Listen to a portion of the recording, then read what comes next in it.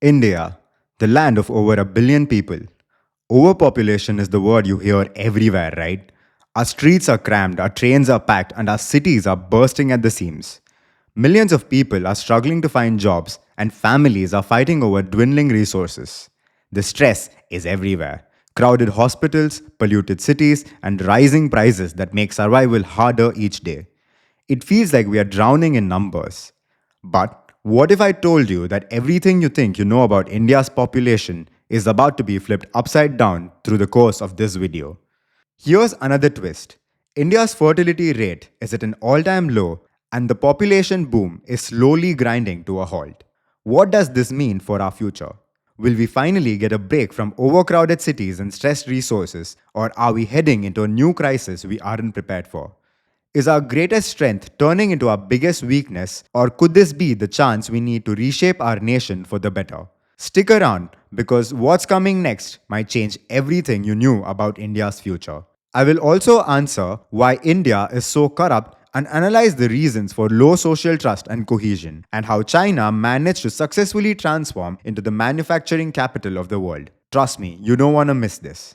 Before we dive in, do me a favor. Hit the subscribe button and help me get monetized. With your support, I might finally afford a decent camera, and then you'll get the joy or horror of seeing my face as I ramble on. Trust me, it's a win-win, mostly for me, but hey, who doesn't love an upgrade? Overpopulation. It's not just a number, it's a crisis that impacts every inch of daily life in India. Overpopulation refers to a situation where the number of people exceeds the carrying capacity of a region, meaning the available resources, infrastructure, and services are insufficient to sustain the needs of the population.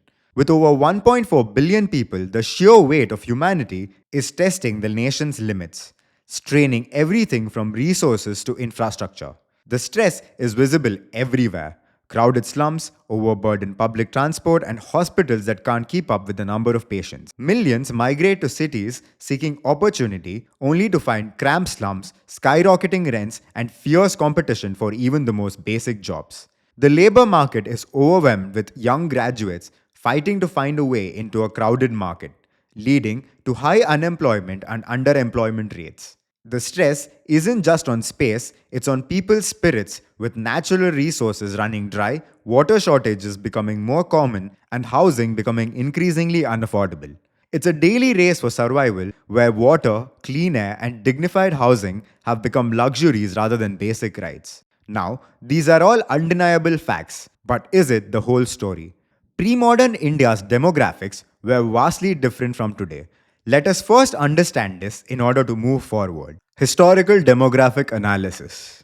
For most of India's history, including the Vedic and the classical ages, all the way up to the 19th century, infant and child mortality rates were estimated at nearly 50%. Half of all children did not survive past age 15. Today, due to improvements in healthcare, nutrition, and sanitation, child mortality has dropped to about 3%. Maternal mortality was also high, with about 1 in 100 mothers dying during childbirth, compared to significantly lower rates today. High mortality rates necessitated higher fertility for population replacement. Today, replacement fertility is about 2.1 children per woman. In medieval India, it was likely between 4.5 and 6.5 children per woman to counterbalance high mortality. Claims of low birth rates contributing to decline of empires often overlook that fertility rates were still much higher than today's levels. Periods of stability, such as under the Mauryas or the Gupta Golden Age, saw population growth. However, this growth strained resources. The land's ability to provide food, shelter, and firewood was limited. As Malthus observed, rapid population growth often outpaced the land's capacity, leading to scarcity, especially during adverse weather. Population growth frequently led to inflation, causing prices to rise as population grew. More people meant lower labor value, leading to widespread poverty among peasants and increased wealth for rulers and zamindars who benefited from rising rents and land value. During the Mughal Empire, large sections of the populations lived in precarious conditions, relying on stable harvests. Famines, such as those in the Deccan in the late 16th century and the Bengal famine of 1770, had devastating effects, exacerbating malnutrition and inequality. Significant depopulation sometimes had positive long term effects. After major famines or conflicts, Land value and rent often dropped, and labor scarcity increased workers' bargaining power, allowing for some social mobility. Though caste and zamindari system limited these changes, economic dynamics did shift after population declines. The British Raj profoundly altered India's demographics and reshaped population patterns and growth rates. British colonial rule introduced large-scale infrastructure projects such as railways, roads, and irrigation channels, which improved transportation and agricultural productivity, but also created economic disparities that led to regional imbalances. The introduction of cash crops such as tea, cotton, and opium disrupted traditional agricultural practices and led to food insecurity, contributing to numerous famines, including the devastating Bengal famine of 1943, which claimed millions of lives. Public health measures, though limited, included smallpox vaccinations and improved sanitation in urban areas, which marginally declared mortality rates, but also contributed to uneven growth of urban centers. The colonial emphasis on railways and urbanization led to migration from rural to urban areas, changing settlement patterns and fostering growth of cities like Bombay, Calcutta, and Madras.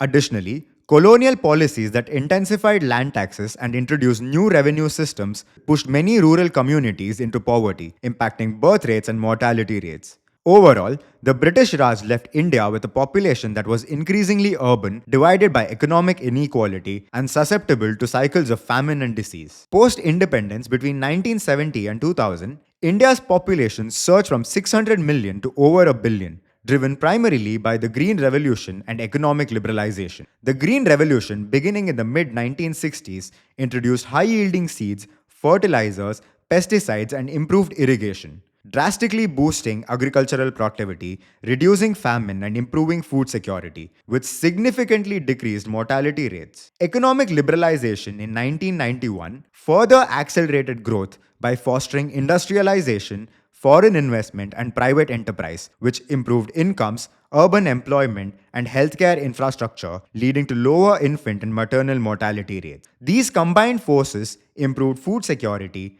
reduced mortality, enhanced healthcare and economic upliftment, created conditions that facilitated rapid population growth during this period. The rapid population growth in India from 1970 to 2000 has put considerable strain on the country's resources, infrastructure, and environment. The surge in population has overwhelmed healthcare, education, housing, and sanitation services, particularly in urban areas, leading to overcrowded cities, inadequate infrastructure, and pollution. Increased demand for agricultural land has caused unsustainable farming practices and water scarcity, while employment generation has lagged behind, resulting in widespread unemployment. The growing pressure on natural resources combined with infrastructure gaps and socio-economic challenges has strained India's capacity for sustainable development and growth. Overpopulation or mismanagement. India's vast and youthful population could be a powerful engine for economic growth with more than 40% of the population under the age of 25. It is a demographic advantage unmatched by many aging nations in the West. If we compare the demographic maps of India and China, we can observe how we are facing the same pressures and an opportunity similar to that of China in the 1980s. While countries in the West face declining birth rates and aging populations, India is failing to efficiently manage its demographic dividend, meaning it is not in the position to capitalize on the global labor shortage. With the right policies, investment in education, healthcare, job creation, and transparent governance, India could potentially lead the world in innovation and economic growth. Instead, mismanagement and corruption, coupled with the historical echoes of desperation in the people, are wasting this golden opportunity, risking social unrest, leaving the country struggling to keep up with its own population's needs, while competitors seize opportunities India is letting slip away. Mismanagement, corruption, and inadequate planning are leading to the squandering of this potential. The lack of coherent policies for education, skill development, and job creation means millions of young people are not receiving the training needed to succeed in an increasingly competitive global economy. Instead of being harnessed as productive members of society, a significant portion of the workforce remains trapped in low paying, informal jobs or struggles with chronic unemployment. Poor governance and widespread corruption further exacerbate these issues as funds are diverted from infrastructure, public welfare, and economic development towards personal enrichment of industrialists and politicians. Corruption leads to shoddy construction of roads, bridges, and buildings, leaving critical infrastructure vulnerable to collapse or decay, while inefficient bureaucratic processes create obstacles for business development, foreign investment, and entrepreneurship. But where does this corruption arise from? It is the legacy of repeated invasions, the caste system, and low social trust which has fostered a situation where it becomes each man or caste for themselves. Historical invasions weakened centralized governance and created a culture of exploitation where rulers acted primarily in their own interests, setting a precedent for self serving behavior that has persisted into modern times. Under the British colonial rule, resources were extracted for imperial gain, further fragmenting Indian society and eroding trust in institutions that seem to be designed to serve only the powerful.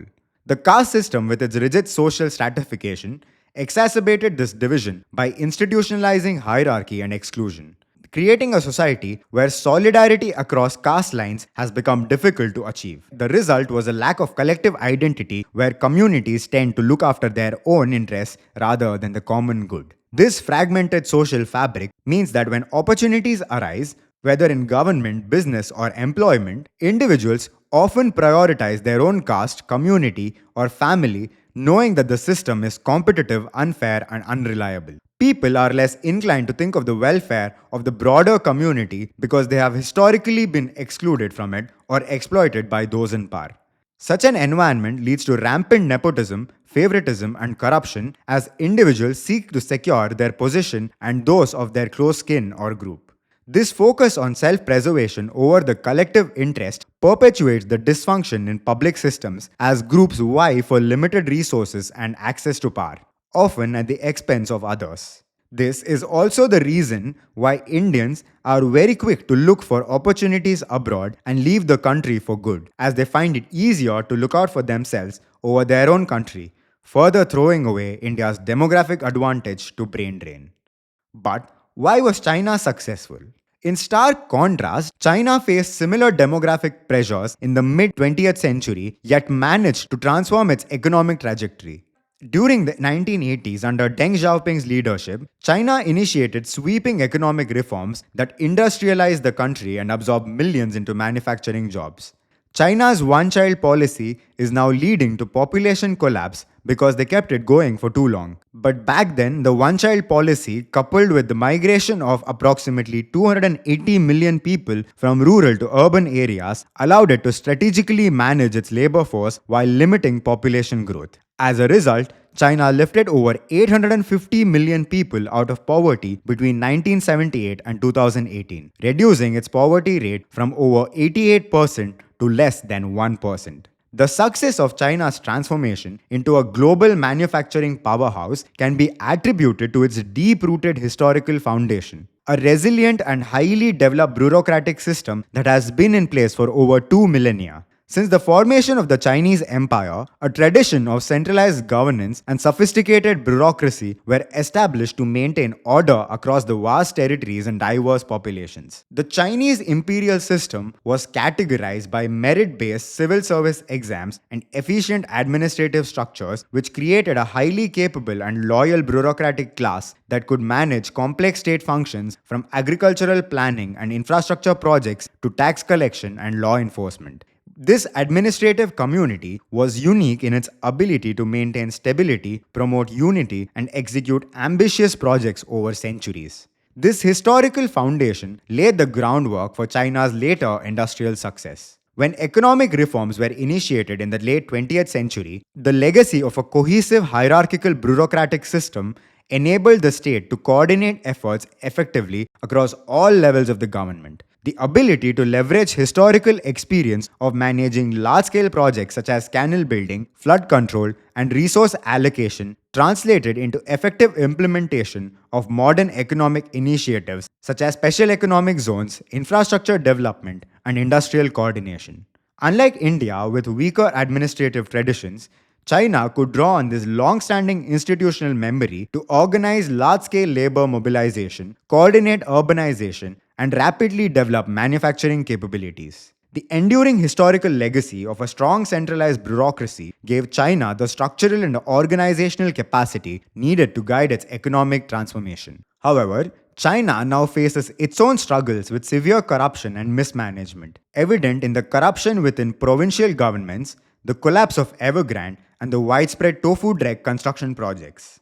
These issues are partly the result of the cultural destruction that took place in the previous decades, especially during the Cultural Revolution, leaving a legacy of weakened accountability and compromised standards. But what is holding back India?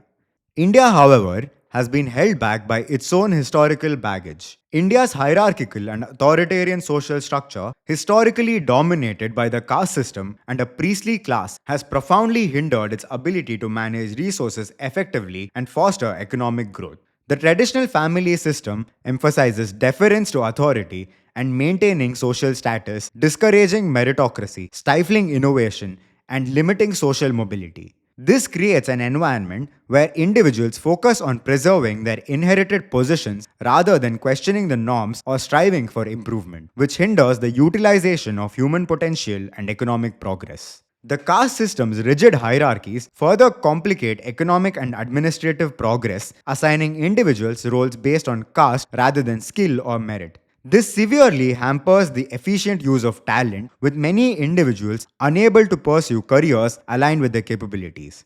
The lack of social mobility fosters resentment, competition, and division, preventing cohesive collective action for broader social and economic goals.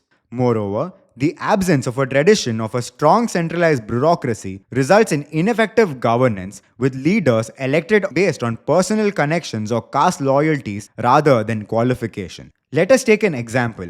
The Mauryan Empire, being the last empire to rule all of India before the British, also lacked a centralized bureaucracy, which was one of the main reasons why the Mauryas failed to build a network of roads like the Romans did and only ended up ruling for 100 years or so, while the Roman Empire lasted for more than 500. Nepotism and corruption further undermine effective policy making, eroding public trust and misallocating resources. Innovation is often seen as a challenge to established authority, which deters the support of new ideas and talent. Historically, India's rigid social system meant that brilliant individuals such as mathematician Srinivasa Ramanujam had to leave the country to gain recognition. The reluctance to recognize talent that threatens established power structures has cost India countless opportunities for advancement.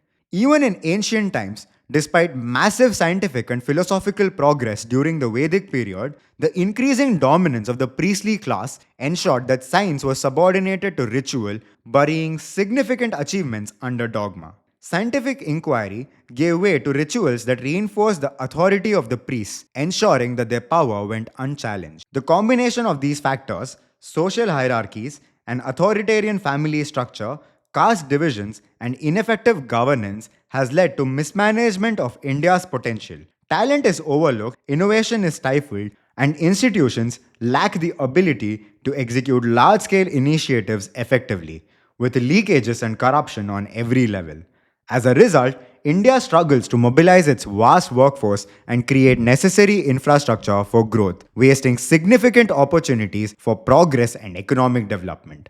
Despite India boasting a similarly massive workforce, it has struggled to direct that labor into productive industrial sectors, with manufacturing only accounting for 14% of India's GDP, compared to nearly 30% in China during the rapid growth phase of the 2000s. In addition, China invested heavily in infrastructure, with government spending on infrastructure reaching 8.3% of the GDP in 2020, while India lagged behind at 5%. The difference in these investments is starkly visible in the quality of transport networks, industrial facilities, and urban infrastructure, factors that have allowed China to provide a suitable foundation for industrial development. Meanwhile, India's infrastructure remains overburdened with inadequate roads, inconsistent electricity, and insufficient sanitation, making it difficult to build the conditions necessary for effective industrialization. Thus, the overpopulation crisis in India isn't just a matter of sheer numbers, it's a crisis of underutilization, poor management, and historical constraints. It isn't about having too many people, It's about not knowing how to make the most of them. If India can learn from China's historical advantages and implement coordinated efforts that address systemic inefficiencies, the country may yet harness the immense potential of its vast population. But before we begin that, there comes a big twist. A twist throwing a wrench into everything we have discussed till now. India is currently beginning to experience a decline in fertility rates, which have dropped from around 5.7 children per woman in the 1950s to below 2.1 in the north and 1.4 in the south today. Despite this decline, the country still maintains a high birth rate, largely due to the momentum of a young population where a significant portion of the people are of reproductive age. This demographic trend means that while family sizes are shrinking, the absolute number of births remains high, keeping India's overall population growth rate positive for now. However, as fertility rates decline and the effects of the current high birth rate diminish over time, India's demographic profile will surely shift. So, let's explore whether we might actually be lucky enough to enjoy the benefits of a large scale population decline. Imagine a future where population numbers fall, driven purely by declining fertility rather than tragic spikes in mortality. No devastating wars, no famines, no epidemics. If that's where we are headed, maybe our current outlook isn't quite as bleak as it seems. Economic historian Angus Maddison highlighted that since 1820, the world's population has soared, but living standards have risen even more dramatically thanks to industrialization. Despite this, populations in many industrialized regions are already shrinking, and in countries like India and others in South Asia, growth is slowing and may soon reverse. It's possible that India's population has already peaked, and as the current generation ages out of the workforce and fertility rates continue to drop, we may be facing a demographic shift akin to those seen in the West. Many observers point out that today's challenges echo historical depopulation crisis. Since the 1970s, India has seen widening economic inequality, stagnation in wages for lower skilled workers, and skyrocketing house costs, trends that resemble the conditions of past depopulation events. The global working age population is already in decline, and an overall population decrease may be on the horizon. This demographic shift could potentially reduce competition for resources and herald a new era of improved living and standards for the average person. It is crucial to highlight the key differences between the population decline we face today and those of past eras. Unlike the sharp and sudden drops in population caused by plagues, famines, or massive wars, which often took place within a decade, our current decline is primarily driven by low fertility rates. In historical instances, population losses from such catastrophes disproportionately affected the young and elderly, who were biologically less resilient. From an economic standpoint, these tragic events, despite their devastation, sometimes had a silver lining by improving the age structure of the population, leaving behind a higher proportion of individuals in their productive years.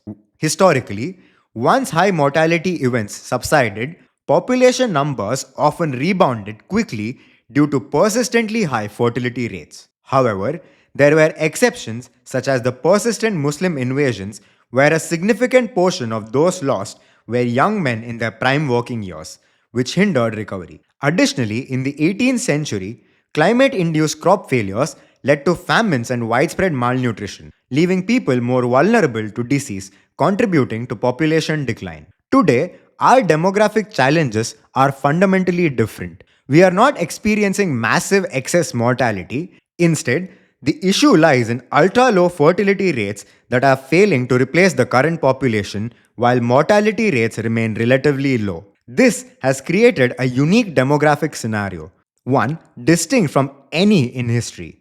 Our primary challenge lies in managing a rapidly growing elderly dependent population in need of care and support, placing a strain on resources and healthcare. Furthermore, unlike past population declines, today's issue does not resolve itself easily. As long as fertility rates stay below replacement levels, each successive generation will be smaller, and the imbalance between working age population and the dependents will continue indefinitely. Economic growth is likely to stagnate in an era of declining working age populations, especially when those declines are rapid. To compensate for loss in economic output from a smaller workforce, significant productivity gains would be needed. However, labor productivity growth in the world has seen a downward trend for decades, making such gains improbable. Additionally, various forms of taxation will almost certainly increase to cover rising costs, a trend already noticeable in India. Pension and healthcare expenses are set to soar due to growing share of elderly dependents, and the prevalence of age-related conditions like dementia and Alzheimer's will likely rise sharply. Even if publicly funded pensions and healthcare were drastically cut, an unlikely scenario in a democratic country such as ours, but is happening with the government removing pensions for new appointees and also trending towards hiring on a contract basis, the burden would still exist. Without public support, the needs of the elderly would fall on their children, meaning the cost of caring for aging parents would come directly from individual incomes. Thus, whether through increased taxes or direct family expenditures, the burden of supporting the elderly will weigh heavily on the working age population. Furthermore, changing life patterns are compounding this issue. With people marrying and having children later, life cycles have shifted significantly. Children are settling down much later while elderly parents are living longer, which increasingly places individuals in the sandwich generation, where they must care both for their children and aging parents during their most economically productive years. In the past, when people had children in their early 20s and life expectancy was closer to 60, children were often independent by the time parents reached their mid 40s. If those parents also had children young, they were often deceased by the time their children turned 45, allowing individuals a window of time without dependence to save for retirement. Now, if someone has a child at 35, the child may not settle down until the parent is close to 60, while their own parents might still be alive well into their 60s. As a result, people may find themselves nearing retirement while still managing dependence, creating a significant financial strain during what should be their prime years for retirement savings. To summarize the challenges before exploring potential positives, inflation is likely to remain persistently and structurally high. High dependency ratios create inherent inflationary pressures because, with more people consuming compared to those producing, demand exceeds supply, driving inflation upwards. Studies have shown a clear empirical link between age structure of a population and inflation. Societies with a large share of dependents, whether children or elderly, tend to experience higher inflation than those with a higher proportion of productive age individuals. This explains why inflation has been relatively low over the past couple of decades, despite expansionist monetary policies and growing public debt. The number of people in their productive years is very large, while the share of dependents remained comparatively low, maintaining a balance between production and consumption. India right now is slowly leaving this position, and if we do not do anything immediately, we will see ourselves in a similar position to the West. However, inflationary pressures will also come from increasing wage growth and growing bargaining power of workforce. This in turn leads us to an optimistic aspect of the situation. The demographic forces that drove many of the previously mentioned challenges are now beginning to reverse. The global working age population is set to decrease significantly over the coming decades, particularly in the industrialized nations most connected to the world economy. Political backlash against globalization and worsening security situations are likely to slow the trend of outsourcing manufacturing abroad. India, in particular, will face severe challenges as it will no longer be able to depend on outsourcing from the West. Indian immigrants may face rising pressure to return home as anti immigration sentiment grows across the Western world. The increasing popularity of the Pajit meme reflects this negative attitude towards Indians abroad. Consequently, the bargaining power of lower and mid skilled workers in India is likely to weaken further as returning immigrants increase competition for jobs domestically. This in turn could drive down real wages and reduce labor share of national income, which has already been declining since the 1970s. At the same time, The large post independence generations in India are reaching or have already reached retirement age, creating significant demand for assets like stocks, bonds, and housing. These generations have accumulated these assets in preparation for retirement. But as they gradually retire and pass away, they will begin to sell their savings to fund their retirement. With later, smaller, younger generations unable to match this demand, asset prices might likely fall. This trend could contribute to reducing inequality as falling asset prices make investments like housing and stocks more accessible to the younger generations. However, due to India's closely knit family structures and generational wealth transfer, the housing market dynamics differ significantly. Families tend to hold on to assets, passing down property and wealth rather than selling, which creates a limited supply of homes in the market. This, combined with the fact that India does not impose an inheritance tax, means that property ownership stays within families, keeping supply scarce and prices high. Even as other sectors might face price adjustments, the housing market absorbs much of the inflation, making it unlikely that the real estate prices will come down anytime soon. Wealth continuity within families effectively insulates the housing market, leading to sustained demand and consistent price growth despite broader economic conditions. Of course, these are all theories and the future is still a mystery. Things could turn out entirely differently. Still, maintaining hope and a positive outlook for the future seems like the best approach. India is now at a critical juncture. It must ensure that its youth are effectively employed and become a driving force for national growth. If India fails to capitalize on this opportunity quickly, it could face a demographic crisis even worse than that of the West. A massive young population left without meaningful work risks becoming disillusioned and unproductive and may ultimately choose not to have children, leading to an accelerated aging population without economic progress needed to support it. While there are valuable lessons to be learned from China's experience, replicating their approach directly would be counterproductive due to the significant historical and cultural differences between the two nations. India needs a tailored solution that considers its unique social fabric, economic landscape, and demographic realities to transform its youth into productive assets and avoid a bleak future of missed opportunities and demographic imbalance. These demographic trends mark a significant departure from historical norms. While they pose major challenges, they also offer opportunities for societies to prioritize equality, sustainability, and innovation. Adapting to these changes will require bold leadership and innovative solutions to balance the immediate needs of an aging population while fostering long term economic stability. Although the future is uncertain, change brings both challenges and opportunities. It is up to us to turn the demographic shifts into a chance for positive progress rather than a crisis. If you found this video interesting, please like and subscribe to my channel. Consider supporting me to help me continue creating such content that explores critical issues shaping the future of India.